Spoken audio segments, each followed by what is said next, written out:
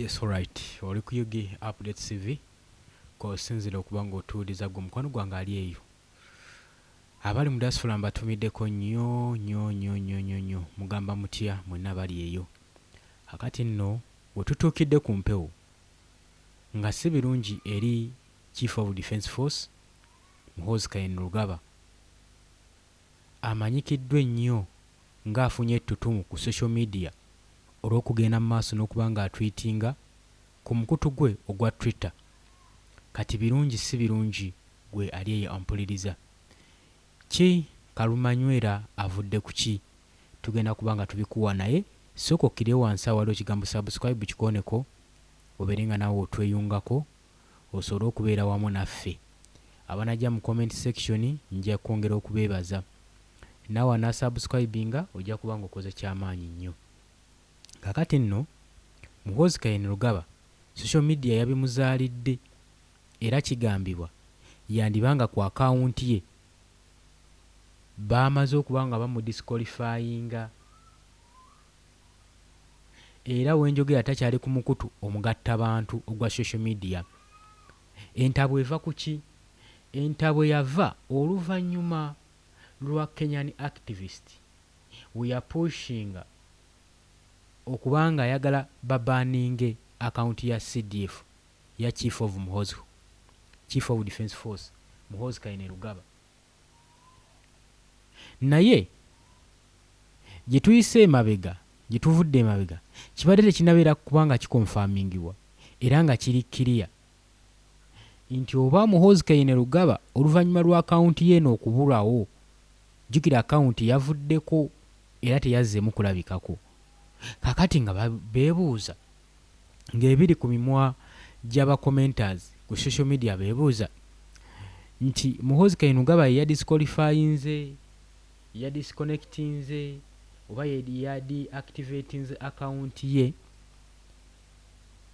oba yabadde asuspendingiddwa ku mukutu guno ogwa Twitter. Kubanga ekituufu kyo tekinnamanyikibwa. Kubanga akaunti eno ogenda ogisalako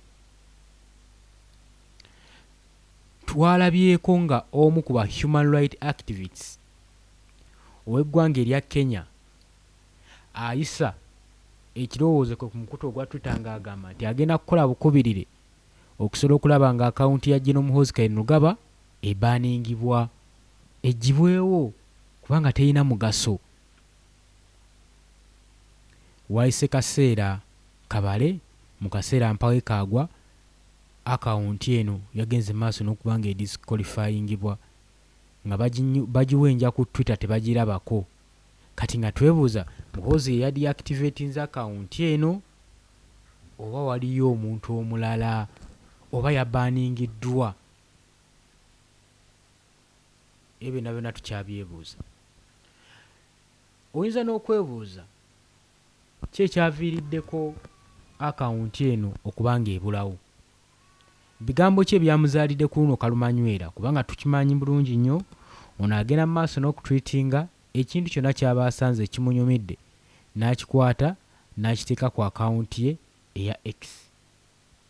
Kakati General Muhoozi Kainerugaba akawunti ye eya Twitter yadisappearingibwa ku lunaku olwokutaano nga tugoberera controversy post gye yakola eyalimu mixed reactions.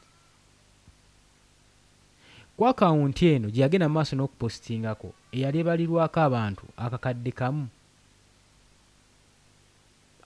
kamu mu emitwalo 2 wekiri, yes, 1.2 million followers.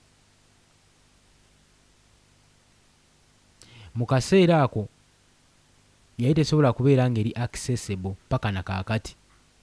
Teri muntu ayinza ku accessinga akawunti eyo. Bino nno byatuukawo oluvannyuma lw'essaawa entono eddala. Bino ebyokuba nga akawunti ye ebulawo obuzi ng'akamyanso byatuukawo oluvannyuma lw'essaawa entonotono emabegako nga Chief of Defence Force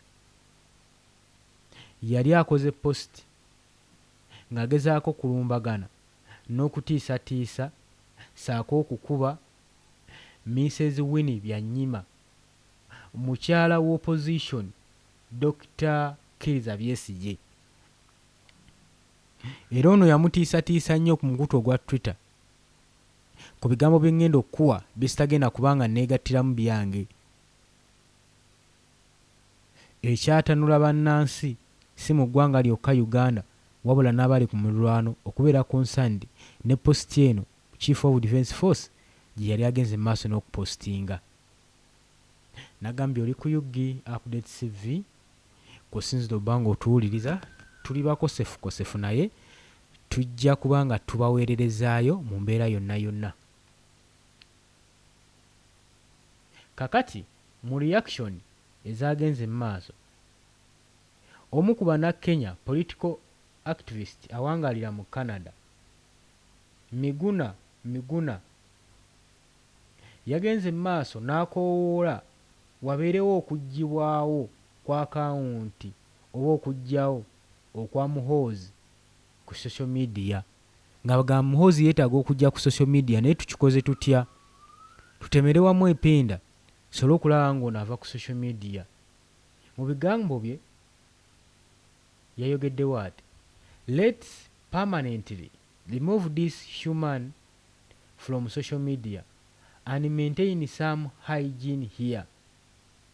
Byabadde bigambo bya Miguna bye yapostinga ku lunaku olwokuna ng'akawunti eno tennatwalibwa eya Muhoozi Kainerugaba oluvannyuma lw'okulumbagana mukyala Winnie Byanyima, mukyala w'opposition Dr. Kizza Besigye. Era n'agamba nti nno permanently ddala twetaaga tuggyewo ekitonde kino ku social media tusobole okumaintaininga hygiene, wabeerewo obuyonjo, maintenance ku mukutu ogwa Twitter, nga kyategeeza baagala kusangulawo Muhoozi Kainerugaba aleme kuddamu kutwitinga oba kuddamu kulabikako ku social media lubeerera. Kakati oluvannyuma lw'okukola posti era omusajja bagenda mwetikka, oluvannyuma lw'okukola posti eyo ate Muhoozi yagenze okuddayo cekingayo nga wali y'akantu ng'akawunti baagitutte dda. Ekintu nno kino nno kyamweraliikiriza nnyo era ne kiwuumira ne mu batu gy'Abannayuganda nga babuuza Muhoozi yatidde buti kwa tweets gye yagenze maaso n'okukola n'asalawo aggyeyo akawunti eno, kubanga akawunti ya disappearinze bwa disappearinze wepya teyazzemu kulabikako. Ku lunaku olwokutaano mu ttuntu awo General Muhoozi Kainerugaba akawunti ye we yabulira, naye ekyali tekinnabeera kiriya oba ddala CDF ya disactivatinga akawunti ye mwennyini oba yali asuspendingiddwa ku mukutu ogwa Twitter ng'era atagetingiddwa okusinziira ku claims ezaakolebwa ne Kenyan activist. Kaati wano ekibuuzo ffenna we kiti confusingira, lwaki Twitter eba egenda mu maaso n'okuggyako akawunti ya General Muhoozi Kainerugaba? Ye Muhoozi Kainerugaba wabanga ye yagiggyeeko, ensonga ki eyinza omusindiikiriza? Kyekyo kyabadde atya ennyo mukwano gwange ali eyampuliriza ekyatuuse okuba nga n'akawunti eno agidisikwa, avaayo n'agitaminating, n'agiggyako completely.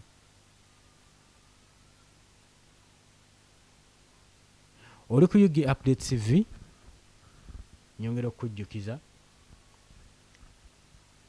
tukimanyi bulungi nnyo nti akawunti eno eya General Muhoozi Kainerugaba yabula olunaku olwokutaano,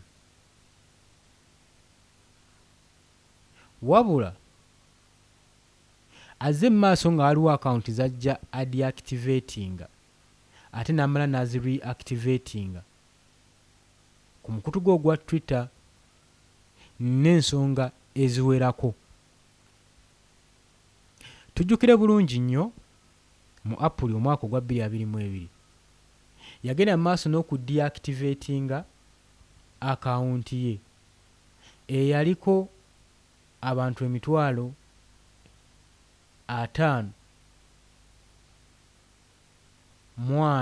abantu 5,000 mu 54,000 abaali abagobereza abamugoberera. Kikulaga nti akawunti eno yali nzitomu. Akawunti yali eweza abantu 50,000 yali nzitomu.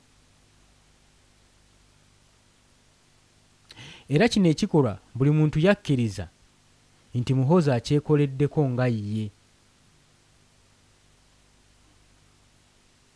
Yagamba okusinga okuba nga bansuspendinga nga ba platform insuspendinga kannejjeko nzekka nga nze. Era X neraga message ng'etulaga nti account teri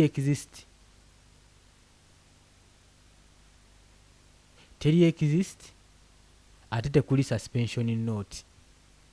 Kati bangi ne bava ne bagamba kino General Muhoozi Kainerugaba teyagadde kuswala, alabika okuba ye yakyekoledde asobole okuba ng'abuzaabuza, kubanga akirabye gye bujjako mu maaso wandibeerawo deactivation ku mukutu gwe ogwa Twitter. Bino byonna tugenda kuba nga tubaleeterawo ino ku mmeeza. Bakomentazi abamu bo baavayo nga bagamba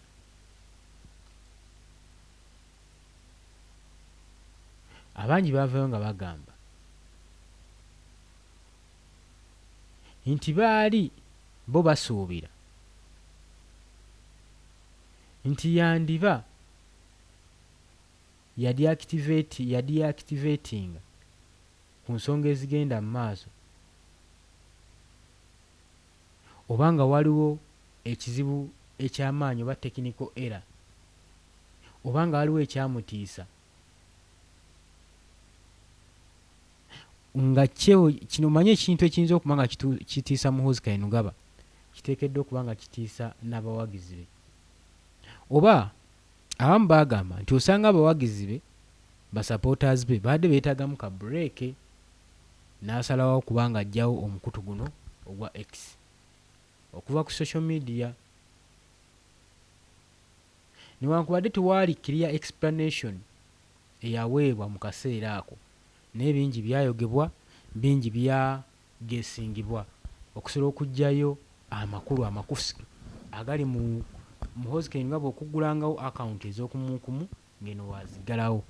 Ki ekyekwese mu ekyo? Ennaku 5 oluvannyuma yakomawo era n'agamba abagoberezi be nga bagamba temutya abawagizi bange, I'm back, I had some discussion to make. Yabagamba never fear my followers and supporters, I am back, I had some decision to make. Nti temutya mu abangoberera nammwe abawagizi bange, nkomyewo. Yasobola kuba mbaddemu ne bu decision making obutono bwe mbadde ngenda mu maaso n'okuba nga nkwasaganya, so temweraliikirira nkyaliko era ngenda genda mu maaso n'okuba nga nsigala nkola ki ntwitinga. Tujjukira teyakoma okwo, njagenda mbalonderayo, teyakoma okwo. Chief of Defence Force ono Muhoozi Kainerugaba jijja nkulaga wazaakola erazize emyaka egiyise. Mu January w'omwaka 2025 era yaddamu n'akola deactivation ku akawunti ye ya Twitter oluvannyuma lw'okupostinga controversial remarks omwali okutiisatiisa opposition munnabyabufuzi Robert Kyagulanyi Ssentamu, era ng'agamba nti an akawunti agiggyeeko agenda kubeera ng'afokasinga ku military duties okusinga. Mu final message ze nga tannaba kuba ng'alekulira ku mukutu guno ogwa Twitter, yawandiika ng'alaga nti astepinze back under instructions ng'ali ne blessings wamu eza Lord Jesus Christ. Era n'abagamba mu bwangu ajja kuba akomawo oba ajja kubadda, temumwerayiikirira. Ebyo nkuwaddebo short briefs obukulaga engeri Muhoozi Kainerugaba azazze adisappearingamu message ze. Kino kankigambe, tukimanyi bulungi nnyo bulijjo n'Omuhoozi Kainerugaba bw'alabikibwa ng'alemereddwa nga birimu ebyokuswala abaako embeera gy'ateekawo. Kati naddala mu nsonga zino eziri independent naddala ez'obufuzi akoleddemu ensobi nnyingi. Kakati si gwe mulundi ogusoose okuba ng'avaayo ng'atwitinga ate ng'akansolinga emirundi egiwerako ng'ebiri ngikuwadde. Naye ku luno yavuddeyo ekyamuviiriddeko okuba nga bagamba mbu aggalawo akawunti ye, yataddemu ebitiisatiisa n'agenda mu maaso n'okulabula mukyala Winnie Byanyima ng'amugamba I don't know tukirabyewa soke mbawe ku information eyo bigambo ki ebyamuzaalidde kalumanywera okulaba nga n'akawunti ye yennyini eno egenda mu maaso n'okubeera ng'ekola ki. Sigala ku UG Update TV kubanga kw'osinziira okuba ng'otuwuliriza ku mukwano gwange ali eyampuliriza.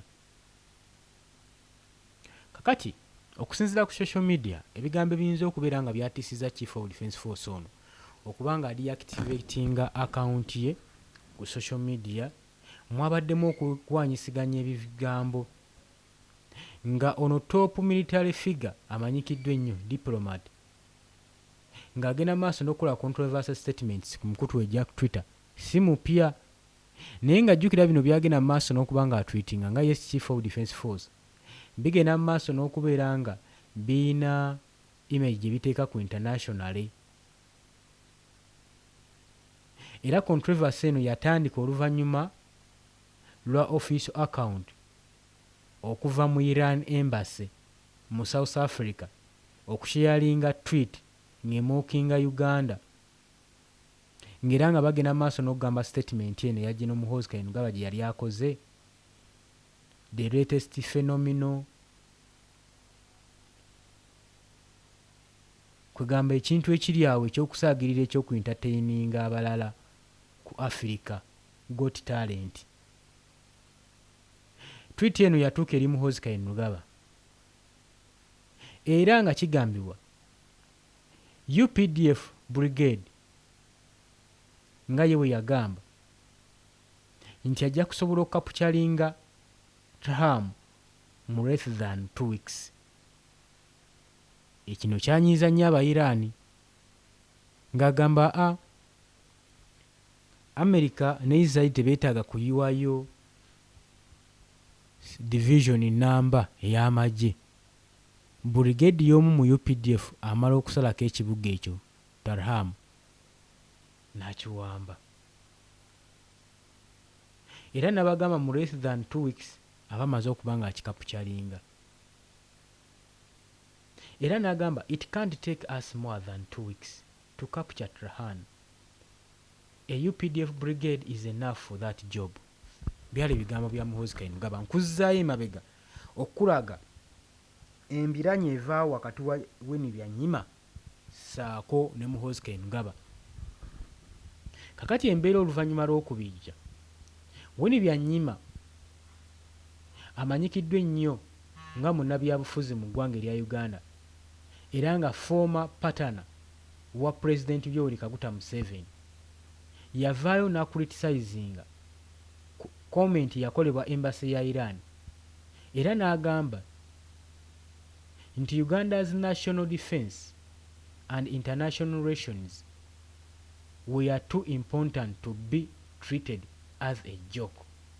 Inti defense y'eggwanga ya Uganda ng'etukimanyi nti eri international wabula enkwatagana yaayo ku international level kya makulu nnyo n'okusinga okutwalibwa ng'ekintu ekyokusaaga. Era n'agenda mu maaso n'okuwoola pulezidenti saako ne military okwadressinga embarrassment eno, kubanga buno obuswavu bwali bwa kika kya waggulu nnyo, kubanga remarks nga zigamba nti Uganda is laughing shock of Iran's embassy in South Africa. Kyali kiswaza eggwanga, kyali kitanishinga eggwanga Uganda, era ng'agamba this must stop. Era nga Uganda's our national defense, our region and international relations are too important to be managed like this.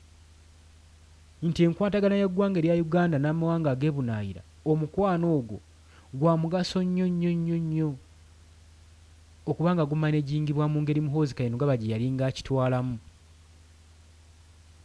era nga yali ayagala wabeerewo actions ezigenda mu maaso n'okukolebwa, oba si ekyo ku Chief of Defence Force oba bamuggyeko essimu alekeraawo okugenda mu maaso n'okutwitinga aleme kuttattana kitiibwa ky'eggwanga Uganda. Wabula mu response wano waaliwo obuzibu. Byanyima we yamala okwogera bino byonna, Winnie Byanyima we yamala okwogera bino byonna, mu response Muhoozi Kainerugaba yapostinga n'ateekayo personal message ng'agenda mu maaso n'okuddamu Byanyima ng'agamba ng'ayita nti eno family yakozesa ebigambo ebitiisa n'olulimi olukanga ng'agamba this old stupid woman, if my father did not beat you enough in 1985 to 86, trust me, I will. Inti omukazi ono omukadde gwategeeza Winnie Byanyima omusirusiru omutooletoole, bw'abanga kitange Museveni teyasobola kukuba kimala mu 1985 ku 86, neesiga nze nja kituukiriza. Kitegeeza omwana yeegeza mu nnyina. Era eno exchange mu bwangu nnyo yagenderawo viral, era ne raisinga concern ku intersection, ku personal history, byonna n'ebigatta wamu, family, politics, history, saako ne national security ku ggwanga lyattu Uganda. Kyatuleka kitwabuluzzaamu, kyaleka kirina level ku kitutadde. Ba observers nga bagenda mu maaso n'okwogera nga bagamba nga balaga danger ne high profile officer ng'agenda mu maaso n'okwengaginga mu provocative online behaviors eziyinza okwozinga harm ku ggwanga lyattu Uganda, saako ne reputation ku abroad, n'okuteekawo distraction ku serious defense, saako ne ku diplomatic matters. Nga incidents eyaliwo ku social media abagikozesa bonna bonna, bannabyabufuzi, banalytics, baali bagezaako kudipendinga Uganda engeri gyeyinza okumaintainingamu strong international image, ng'egenda maaso n'okumanaginga sensitivity political relations, saako ne private tensions wakati w'aba influencers, wakati w'abantu abagenda maaso n'okunoonya influence ku social media. Kino Uganda yeekanga nga terina ngeri ki gyegenda kukola ki gyegenda kikwasaganyaamu. Si gwe gusoose okubanga tugamba nti zino tweet zigendagenda maaso n'okubanga zitattana ekitiibwa ky'eggwanga Uganda. Tujjukire bulungi nnyo yavaayo n'agowoninga eggwanga erya Kenya ng'aliraga ye mu weeks 2 ajja kuba asobodde oditeeka ku ttaka. Mwami Yoweri Kaguta Museveni kitaawe n'avaayo ne yeetonda on his behalf. Teyakoma okwo mu lutalo lwalugenda mu maaso nga UPDF yakayiwa amagye gaayo mu South Sudan yagenda maaso n'okugamba mu Sudan nti agenda kubanga abatwalira olutalo banga tebalabangako olutalo nga ye asaba olutalo lugende maaso n'okukomekkerezebwa mu South Sudan. Abasudaani baavaayo nga baagala eggwanga erya Uganda libawandiikira apology okubatiisatiisa otteeka olutalo mu kibuga kyabwe. Bino byonna bize bibaawo bize byapeninga naye nga Muhoozi Kainerugaba takoowolwangako mu kooti yonna oba mu disciplinary committee oba mu parliamentary committee yonna okusobola okubitebya. Bwe basembayo muyitamu alabye ebyavaamu yagenda maaso n'okuwooninga bonna abatuula mu parliamentary committee saako ne chairperson waako n'abagamba nti nno bonna balabanga baddiikuula tabalabamu mulamwa olw'ensonga nti kirabika abalaba nga bajja ewa kitaawe nga bajja okunona obubaasa kati olowooza ye anaaba respectinga atya.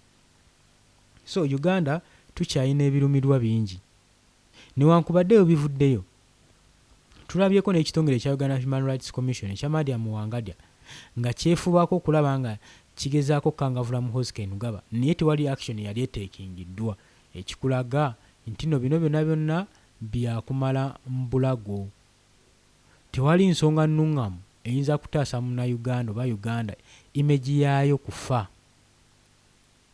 Kati ssaawa zino wenjogerera n'olw'ebigambo ebyo Muhoozi amaze ekiseera nga tatwitinga oluvannyuma lwa akawunti okubanga baagijjako naye ekigambibwa tebamanyi oba kunu naye yagijjako okwewala okuswala ye kennyini yagideactivatinga nga yeewala kuswala oba baagijjako ku mukutu ogwa Twitter kwa akawunti ne byonna tebimanyikiddwa.